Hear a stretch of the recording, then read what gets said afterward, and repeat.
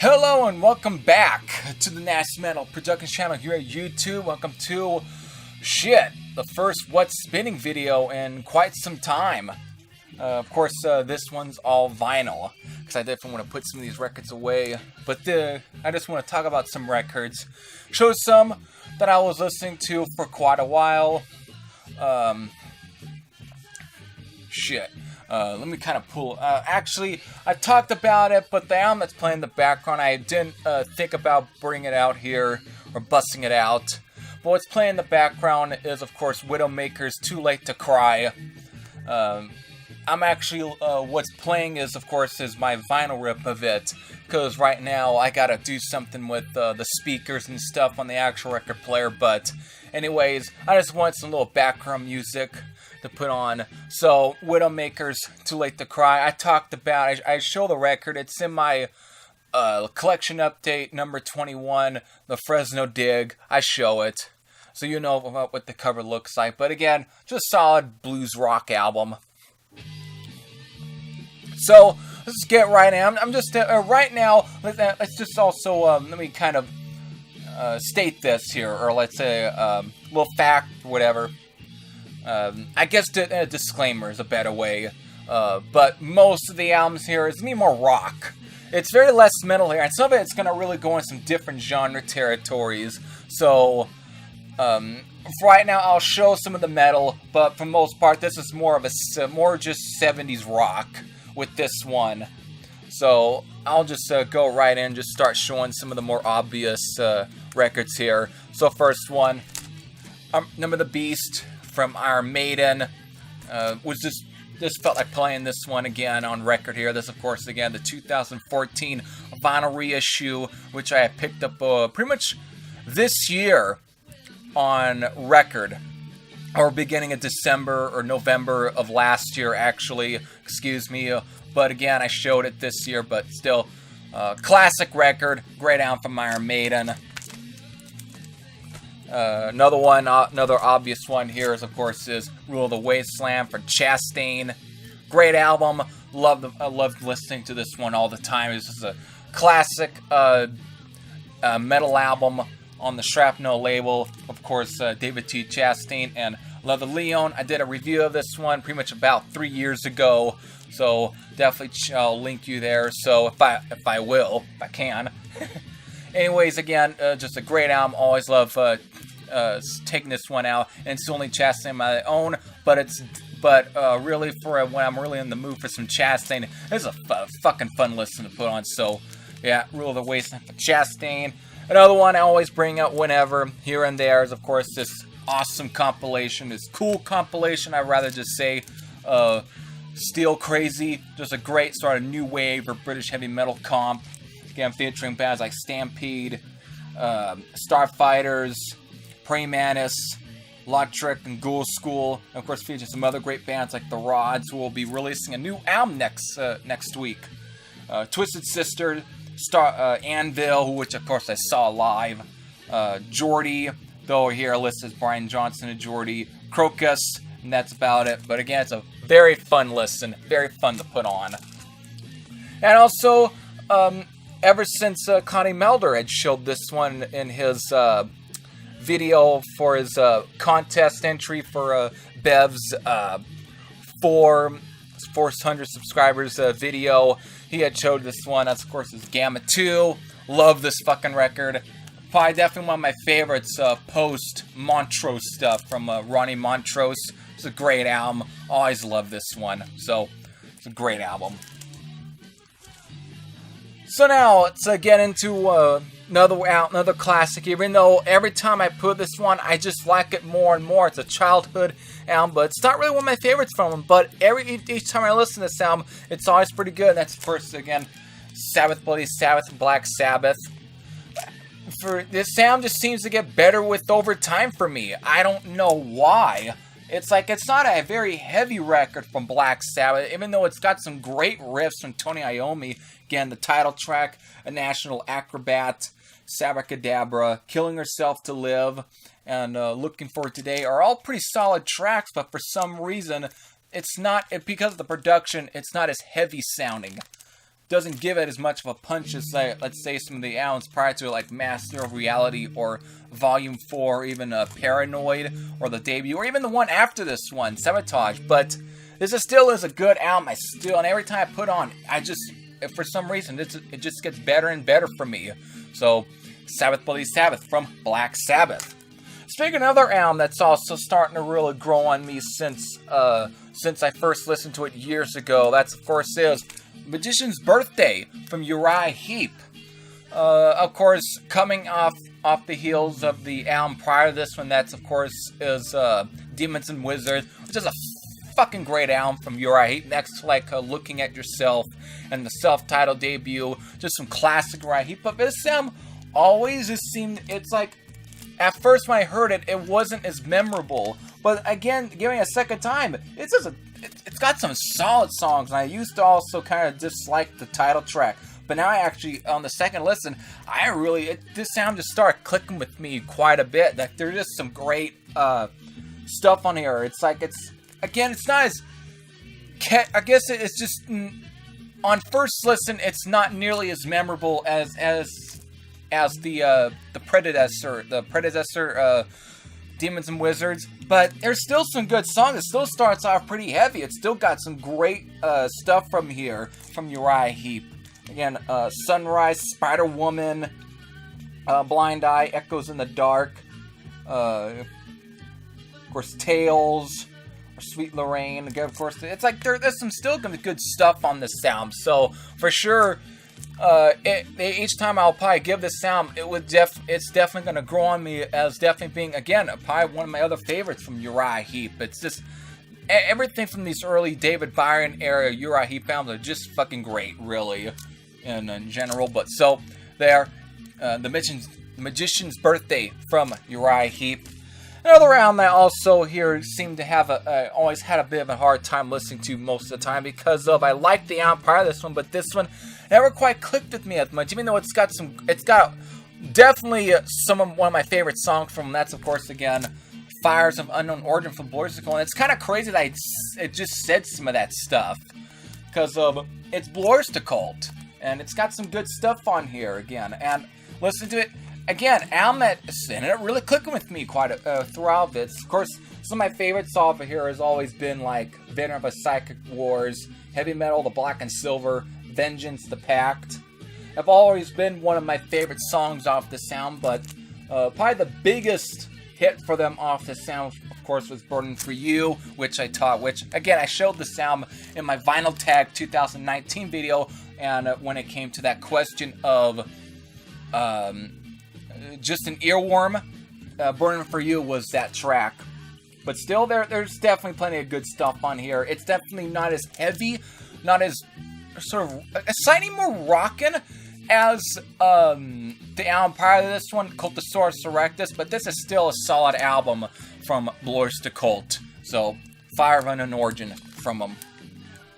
And speaking of another album here now, so I guess now it's we've gone out of the metal. So if you want to just turn the video off now, go right ahead, because I'm going to be talking about some less heavy stuff here. This is going to be all different. So here, first one again, speaking of another album that definitely, upon listening to it, at first, I didn't like it as much as the first time. I talked about the album in my 1975 video for my best of. That, of course, is Young and Rich from the Tubes, which was their follow-up album to the self-titled album. But, again, when I heard it years ago, I didn't care for it as much as the first time. I always liked the opening track on this one, Tubes World Tour. It was a great sort of glammy rocker.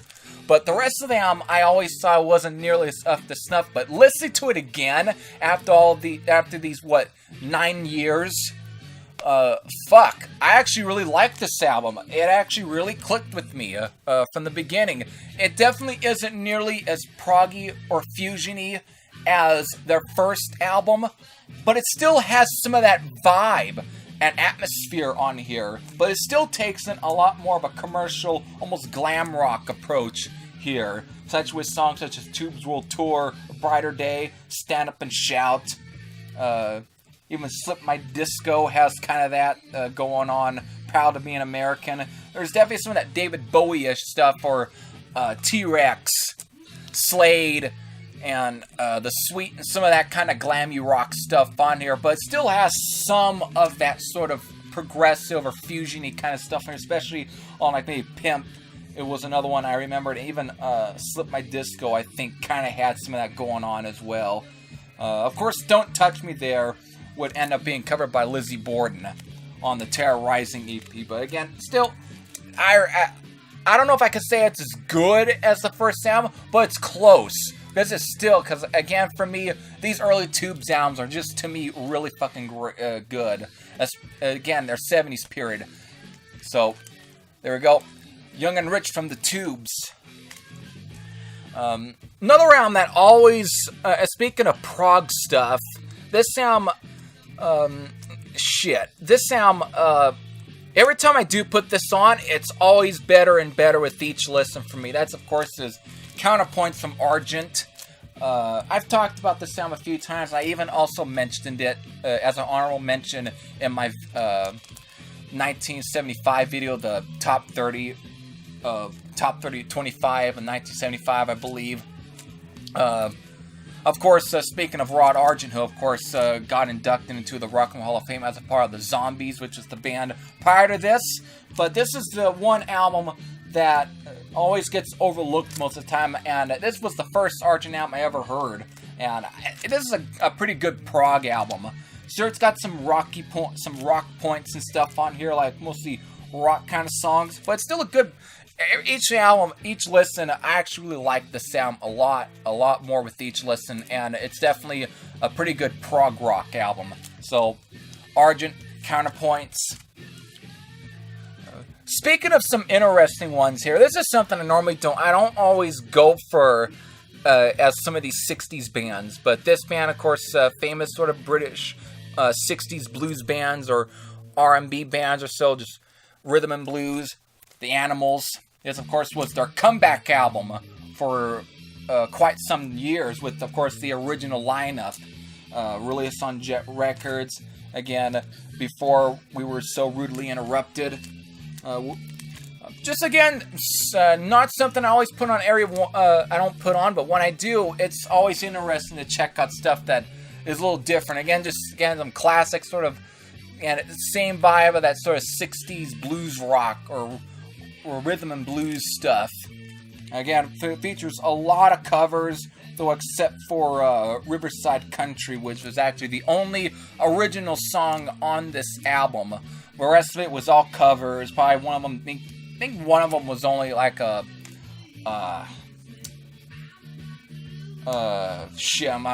guy's name is kind of escaping my mind right now. Let me just bring up the record here. There's the inner Bob Dylan. Shit, right there. Yeah, there's a Bob Dylan cover on this one, and it's pretty interesting. Again, there's some pretty cool cover songs. Some of them being pretty good blues rock stuff, but still a very interesting listen. Not something I'm probably gonna listen to all the time, but it's definitely there for whenever I want to take a break for something that's like just the hard and heavy stuff. So definitely nice change of pace with the original Animals before it was so rudely interrupted. Now, speaking of another album here, I should have put this one also after the Argent or even the Tubes one, because this album took me a long time to finally get into. That's, of course, and I showed this in my contest entry for Beverly's, or Bev's, over at Clarko Vision, her 400 subscribers contest. I show this as part of, was it for the Element Earth? No, actually, no, it was the album prior to that one after this one. But this is, again, Black Oak, Arkansas, Keep the Faith. I always had a tough time getting to them, probably because of Jim Dandy, the vocalist, because he's got such a real southern, real thick, southern, gravelly kind of voice to him. And it took me a long time to finally get into, and when I did, this album is a great rock album. It's definitely got some great rock tunes on here. At times, it's almost more on the blues rock side in places, but still some great stuff. Jim Dandy definitely does give it a little bit of a charisma that definitely sets the band at least apart from all the rest of your either southern rock or blues rock or just straight up American rock bands. So just great stuff on here, and I'm definitely probably going to be listening to the 2 other Black Oak Arkansas to really kind of let those soak in more. So definitely a great listen. I definitely enjoy listening to quite a bit. So keep the faith from Black Oak, Arkansas. Of course, this right here opens up this way. If I can, like that, and lyrics and stuff right there. So there, again, took me a long time to finally get into. Then when I did, I really enjoyed it. Just some great southern rock, or just rock or so, from Black Oak, Arkansas. So that was real cool. Now here's another really interesting one. I remember giving this band's first album a listen. Again, at this point, it'd be 10 years ago. Right now, it'd be 10 years ago. But this album, or at least with this band, I've never much cared to give more of their later albums a listen, even though I was very curious. But the band I'm referring to is Chicago. Now, of course, I remember giving their very first album a listen when they were just as the Chicago Transit Authority. Again, this band pushes things more towards jazz or fusion, jazz fusion, something like just mixing rock with jazz. They're one of the earliest ones to do so. But this is our second album.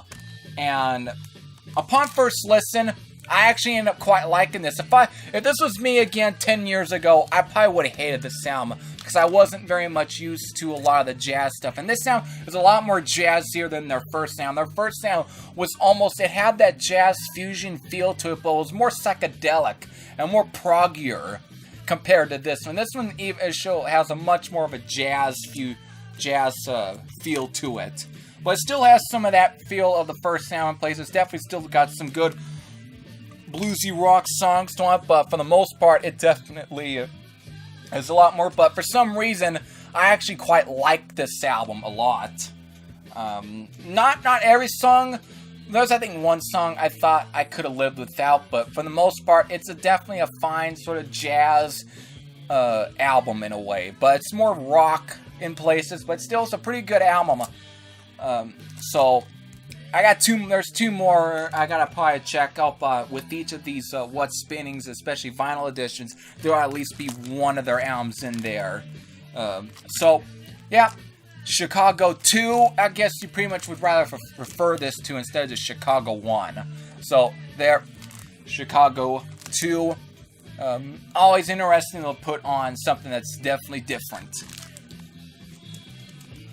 Alright, this last one, I saved this one for last. So this album, probably it was an album that instead of more children, it's like almost kind of like with the Black Oak Arkansas, but in a much different way. Because this album, I barely remember anything from, okay? That's, of course, a sound from Atlantis, who, of course, are a German band. German prog rock, or even at times they get good again under the krautrock rock feel.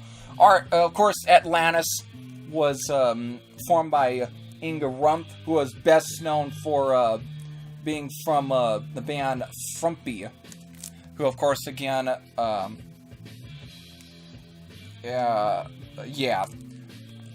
who, of course, again, definitely a well-known German prog krautrock band. They were very known. But this came, I guess, from the ashes from Frumpy, Atlantis. But this is the only Atlantis record I got, and of course this album was originally titled Ooh Baby over in Europe, especially in Germany, and had a much more different cover. It featured a baby on it, which, I don't know, always it just looks funny. But I guess you probably would rather prefer that cover over this one, even though it's definitely kind of interesting in a way. But the only difference also between the cover is that there's a song on here that's not on that one. I think it's Mainline Florida. I think it's pretty much the song that's not on it. And I think the songs have been kind of slightly switched up, I think. But still, Atlantis. Okay, so it's finally to kind of wrap this video up. I'm probably going to go on a little bit, because it's probably be 20 minutes here. The difference with this is that, for me, I barely can remember anything from this, okay? And again, because they're being German, and also that, and being, I guess, considered krautrock rock or prog rock, I pretty much wanted to definitely give the album at least at one point a re-listen. But however, when I looked at who was the producer on this album, who did the production for this album, even more made me curious to really revisit this album. That's, of course, is Dieter Dierks. Yeah, fucking Dieter Dierks, or Dieter Dierks. Dieter Dierks is the best way to, I guess, how way you want to pronounce his first name. Who, of course, if you don't know, you probably should be living on the rock then, because Dieter Dierks is best known for producing a lot of Scorpions material, and even Accept's Metal Heart, and all sorts of stuff. And even Accept recorded Restless and Wild in Dieter Dierks' studios, his studio. So that's one of the reasons I definitely wanted to give this album a re-listen.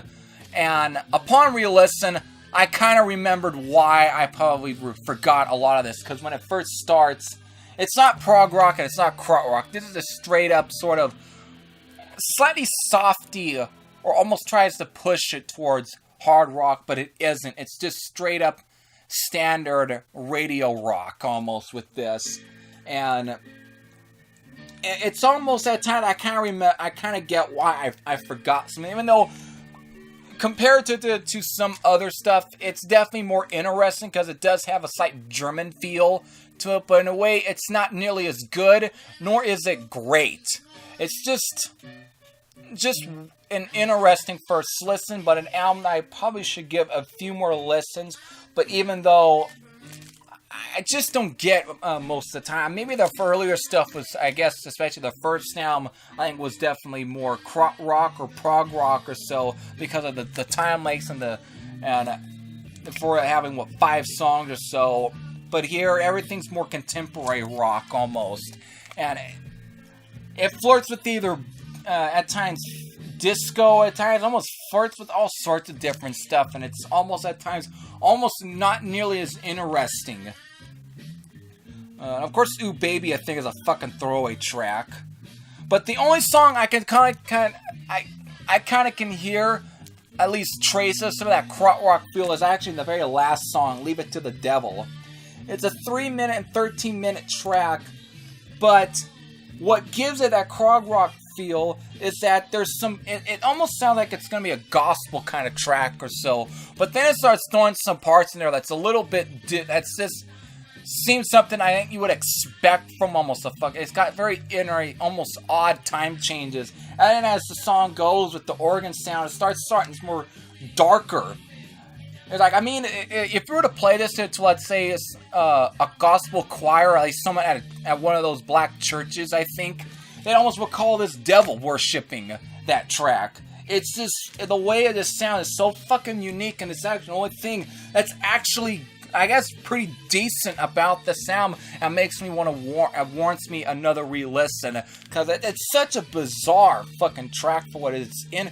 Different, interesting. It's not great, it ain't good, but it's just, compared to a lot of the stuff on the sound, which is just decent, it's just not nearly as memorable. And compared to a lot of other German bands, especially from this time, again, at the time that this was released, Scorpions had Flight of the Rainbow released, and so on. It's just, even compared to some of the stuff that Lucifer's Friend was releasing around the same time was probably a lot more interesting than this. So, yeah. Atlantis, self-titled, or basically Oh Baby, but the American pressing. Still interesting stuff. So that's about it. I pretty much went out for about 24 minutes here, 25, depending on the intro and stuff. So until then, I definitely want to get out a What's Spinning video. So until then, if you've heard some of these sounds, I'm sure some of you have, you can definitely comment down below. So until then, this is Every Thresh of Sam out. I'll see you all later. Take care, everyone.